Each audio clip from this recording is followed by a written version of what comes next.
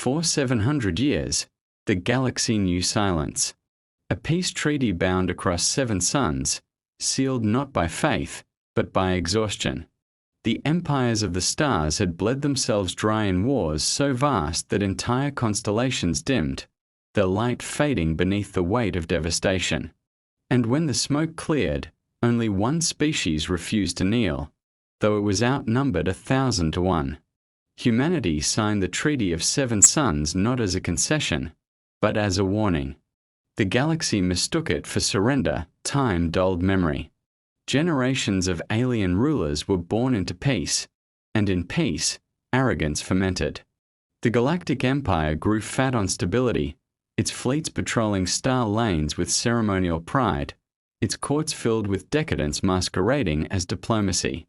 Historians of the Empire spoke of the treaty as an act of mercy, a magnanimous gesture from civilization toward a primitive, violent species that had once threatened to burn the stars themselves. The humans were relegated to myths. Dangerous once, yes, but tamed, contained on the outer colonies, guardians of forgotten borders, keepers of silence. Yet, beneath the crust of centuries, the human worlds did not forget. They did not decay, nor did they forgive. They remembered why the treaty was written in the first place, because when humanity waged war, no one could match their resolve. It was not their weapons that terrified the galaxy, but their will. And so, while the galaxy celebrated peace, humanity prepared for its collapse. At the edge of the Orion expanse stood a fortress called Erendor's Hold, manned by a single division under a woman whose name was spoken like a prayer and a curse, General Astravarin, the Iron Matron. She was the last living signatory of the peace accord. Her presence was a symbol, a living relic of the age of blood and fire. For centuries, she guarded the treaty's border with quiet vigilance. No fleet passed without her knowledge. No ambassador crossed without her approval. Her face had grown older, her hair silvered, but her gaze was unchanged, calm, calculating, unblinking. In the inner systems, alien rulers whispered that the human general was a myth sustained by holograms and political theater.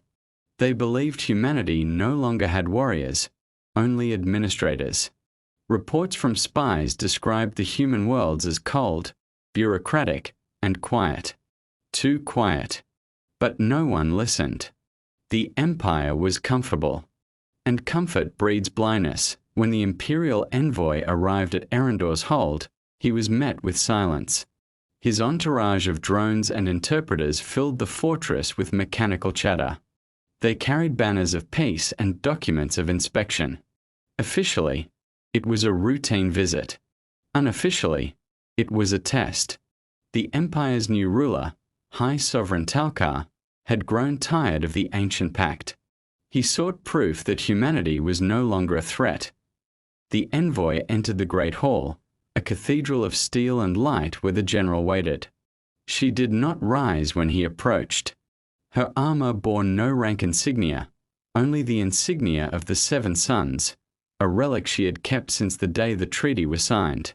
The envoy's voice echoed through translators, his words smooth, courteous, dripping with imperial authority. He requested an update on human compliance. She responded with data, precise and cold. Her tone revealed nothing. The envoy smiled, thinking he had already won. Then, during the inspection, a drone misfired. A single pulse of energy, small and precise, lanced across the room. It pierced her chest. The blast was low yield, meant to wound, not to kill. But it found her heart. The hall fell silent as the Iron Matron collapsed, her body crumpling under the weight of centuries. The envoy froze, as did his guards. The fortress sensors captured everything: the sound, the light, the death of the woman who had ended the Great Galactic War. Within minutes, the footage spread. The Empire declared it a tragic accident, the result of a mechanical malfunction. The Emperor issued condolences. The Council of Races offered apologies. But in the outer colonies, no words were heard. The humans did not reply. Not to apologies, not to questions, not even to the Empire's command to open communication. Every human transmission channel went silent within a day. Embassies were vacated. Trade routes closed. The colonies withdrew behind unbreachable firewalls, and Earth, ancient, remote, and veiled in secrecy, cut all contact. The galaxy dismissed it as mourning. A cultural ritual, they said. The humans had always been sentimental about their dead. But as the silence deepened, unease grew.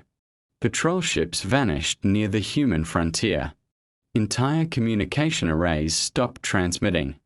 Satellites near the border reported anomalous readings. Mass shadows where no fleets were registered. Then, one by one, the relay stations along the treaty line went offline. In the imperial capital, advisors argued. Some demanded immediate investigation, others urged restraint. But the Emperor was impatient. He ordered a fleet to cross into human space to demonstrate authority, to remind them of the hierarchy. It was a show of power, meant to reassert the Empire's dominance. The fleet vanished 3 hours after crossing the border. No signal, no distress beacon, nothing but static. The Empire's propaganda machines churned, claiming technical errors, spatial anomalies, anything but the truth. Yet deep within the halls of power, fear took root. It had been centuries since anyone had seen humanity's fleets. No one knew what their weapons looked like anymore. The few surviving records were vague, half-classified, scrubbed of details. The Empire's military historians began to whisper among themselves, asking why so much data had been erased. The oldest among them remembered rumors from the War of the Suns, stories of self-learning armadas, planetary-scale defense matrices, and ships that could vanish between dimensions. Most dismissed them as myths. Until now, the human frontier remained dark. For weeks, the Empire sent drones and probes, all of which failed to return. On the 42nd day after the general's death, the Empire's long-range observatories detected energy signatures on the edge of the Perseus Arm. Massive power surges aligned in formation, too regular to be natural, too quiet to be communication. The readings matched no known technology. The Empire shut down the reports, classifying them as sensor errors. The scientists who analyzed them disappeared. The silence that followed the fall of the first Imperial fleets spread faster than the speed of light. Across the galactic core, signals that once pulsed in perfect sequence now faltered. Systems that had never known uncertainty began to feel it as communications collapsed. The Empire had stood for millennia on the foundation of predictable control, but humanity had severed that predictability in a single strike. No message could cross the void without fear of interception. No fleet could move without the shadow of annihilation following behind. At first, the Galactic King believed it was chaos, a technical malfunction. Then came the verified data. Entire sectors reporting blackouts, hundreds of worlds isolated from the throne's command. The loss of the Vanguard fleet was catastrophic, but what followed was worse. The Empire's perfect network, once an instrument of dominion, had turned into a trap. Every node, every transmission hub that tried to re-establish contact became a beacon for destruction. Humanity was not attacking randomly. It was cutting arteries. Within days, the Empire's logistics fractured. Fleets, starved of coordination, drifted aimlessly. Industrial worlds that had fueled conquest for centuries now stood blind. What had taken millennia to perfect was undone by a species that had learned to weaponize disorder. The Galactic King ordered a countermeasure, the full mobilization of 500 fleets drawn from every loyal world. It was the largest military movement since the War of Ascension, the event that had created the Empire itself. The command echoed across billions of soldiers, trillions of drones, and machines older than the human species. The king declared that humanity would serve as an example to any who dreamed of rebellion. Yet behind the grandeur of his decree lay uncertainty. The first enemy in 10,000 years had struck him where power was supposed to be absolute. As the armadas formed, intelligence units analyzed human data fragments. What they found was terrifying in its simplicity. Humanity did not rely on centralized command. Every unit, every ship, every drone was autonomous but interconnected. Destroying one node did nothing. Another adapted instantly.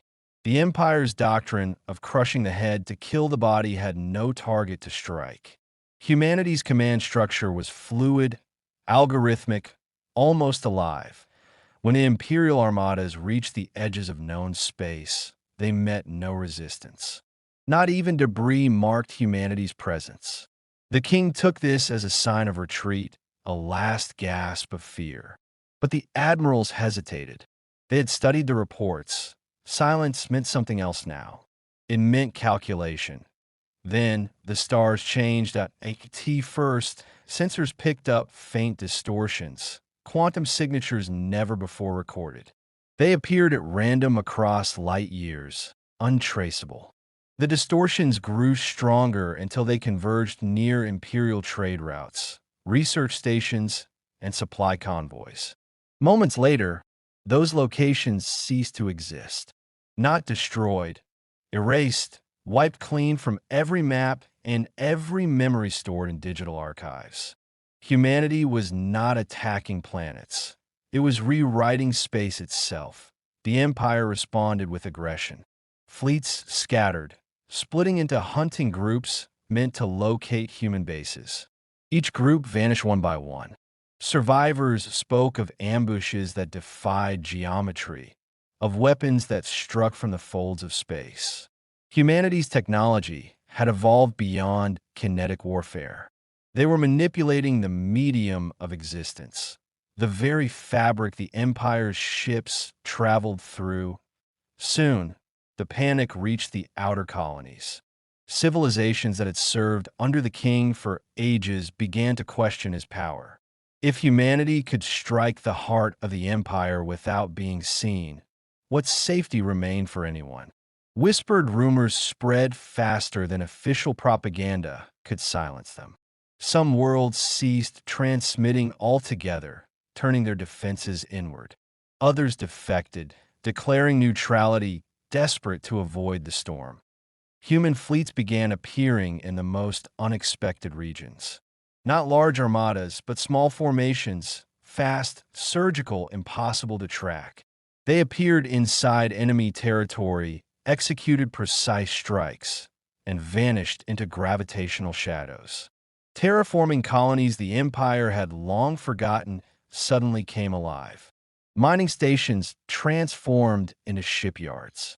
Every corner of human space became a node of retaliation. Operation Helios had begun. It was not a campaign, but an algorithmic retaliation.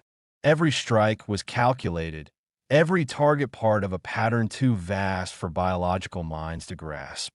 Humanity's fleets did not communicate in language. They communicated in probability.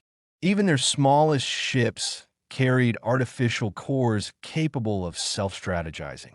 The result was chaos shaped by intent, a storm guided by mathematical instinct.